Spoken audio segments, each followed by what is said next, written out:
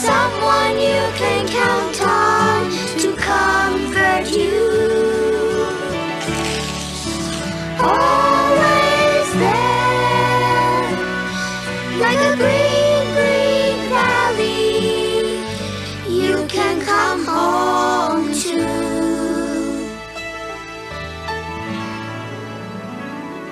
I remember now, like... Hello YouTubers and welcome to my review of The Land Before Time 5, The Mysterious Island. Released in 1997, 22 years ago, so it's as old as I am. Oh yeah, I am 22 years old.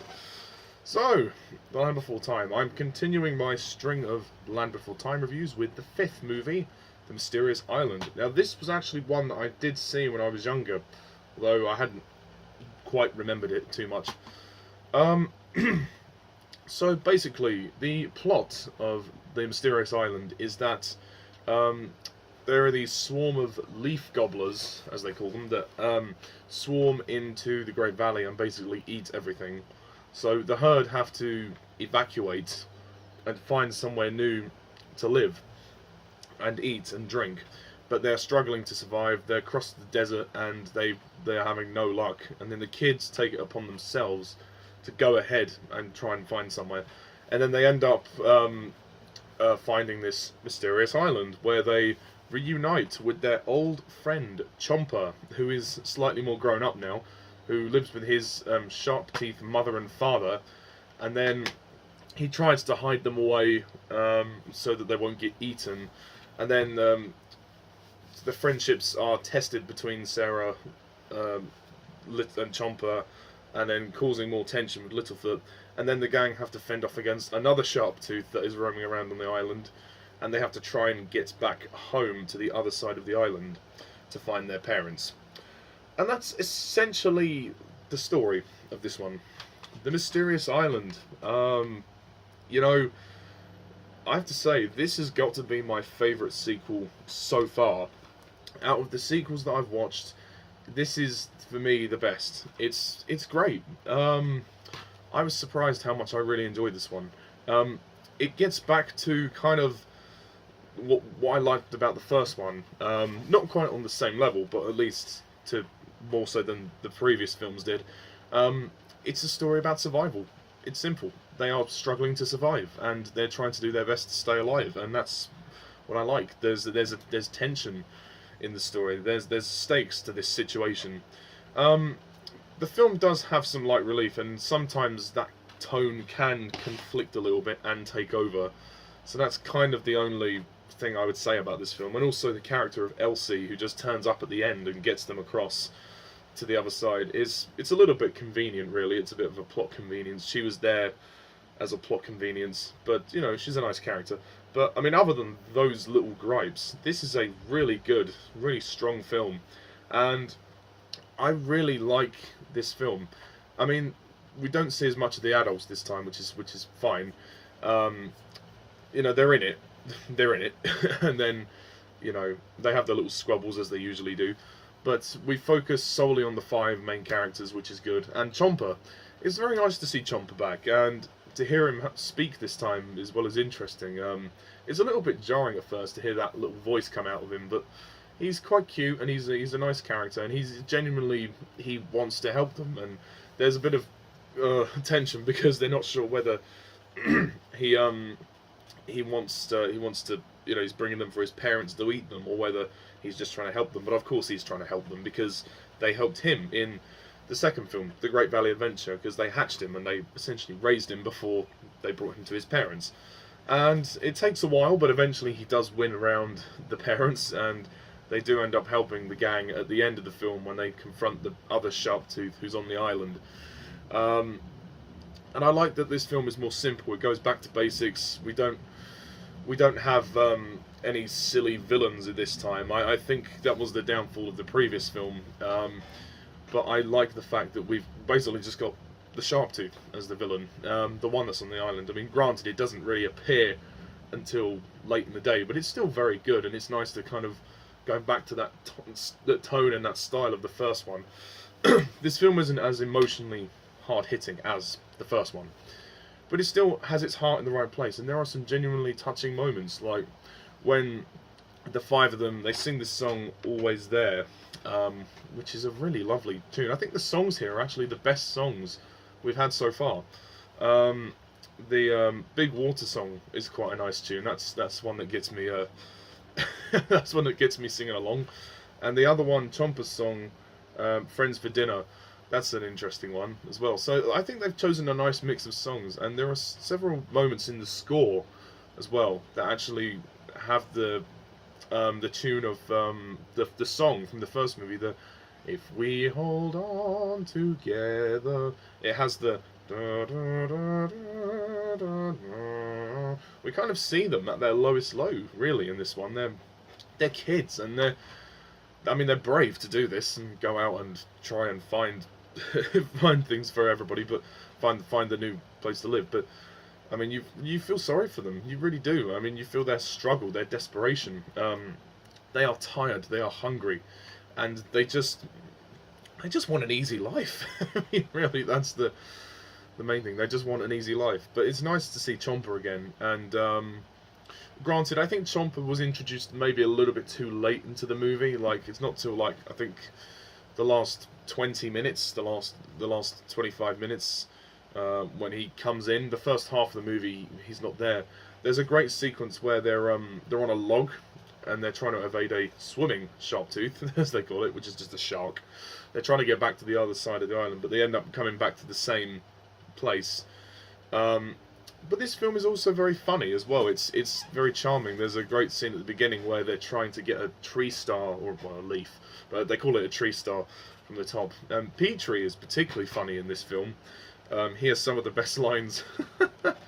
There's also a moment where Ducky is captured by a pterodactyl and nearly fed to the pterodactyl babies.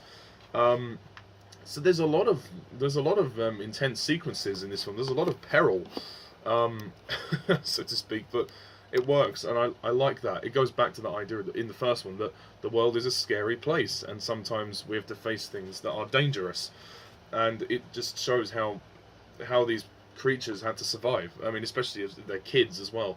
But what's noticeable about this film is the fact that we have changed director.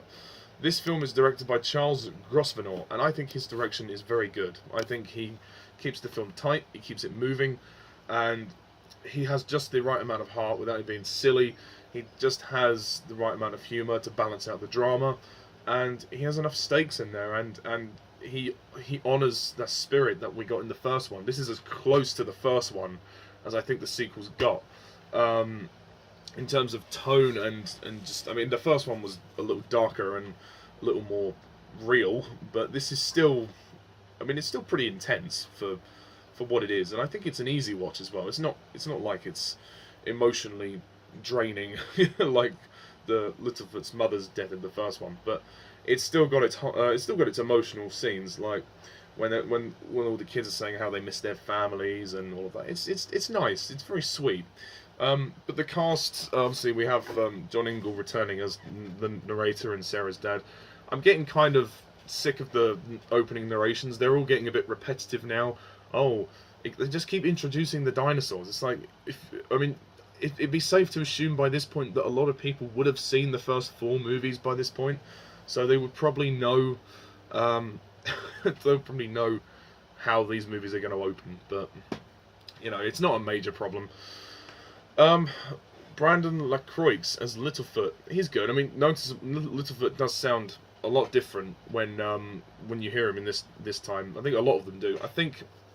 I can imagine the reason why they recasted all the previous cast was probably because of the age. Probably because they were getting too old and the characters weren't going to get older, so they stayed as kids. So I guess it was to keep them sounding young. I can only assume that. Or maybe just because the new director was coming in, he decided to just change it just because he wanted to. But I'm assuming it was because of the age. But again, I need to research that. But I think he's good as Littlefoot, and all of them. I mean, I still get the same sense of camaraderie and chemistry that we have in the first 4 movies, so that's good. Aria Noelle Curzon as Ducky, she's good. Again, she does an impersonation of the previous actresses, Judith Barcy and Heather Hogan, and it sounds pretty similar, so that's good. Rob Paulsen as Spike, well, when he actually says anything. Anndi McAfee as Sarah. Yeah, she's good. They all sound actually not that far off the original counterparts. I mean, Jeff Bennett is back as